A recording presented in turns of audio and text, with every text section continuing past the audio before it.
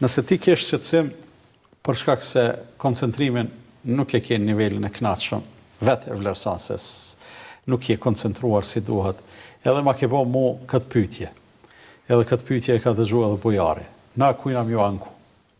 A je bujar ti koncentruar në namaz 100%? Unë jo për vete. Jo. Ku është sfida jonë? Sfida jonë është që të përqendrohemi dhe të koncentrohemi atë sa kemi mundësi.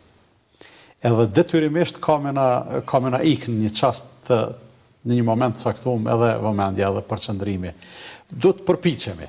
Domethënë kjo është një orvatje e jonja të cilën duhet ta bëjmë, edhe të mos lejojmë me na ndodh shpërqendrimi, por mendoj se ose spaku unë kam të pamundur me u përqendru 100% në namaz. E tash kur ndodh kjo çka me bë, do të përnime shumë me u bë marak edhe me menu që ku për neve çka u bë, mos po i gjuna. Jo. Në momentin që të bjen mend, do të thonë ti veç e ktheve vëmendjen te namazi. Çka je të bë? Kjo është e para. E dyta, mos lejohet që shejtani me atë shqetësimin tënd, se shqetësimi është shumë pozitiv.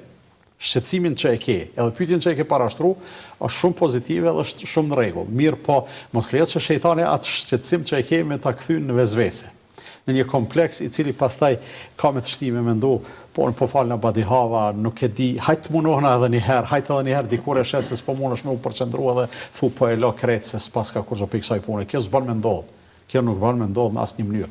Vazhdo kështu, edhe çdo kush që ka shqetësim, që ka breng, që ka një lloj frike të arsyeshme ose nësuaza të pranueshmes për mungesën e cilësisë së ibadetit vetë dhe veprave të veta, unë mendoj se kjo është veç mundësi për me rrit atë cilësi, e jo për me e lënë vepra.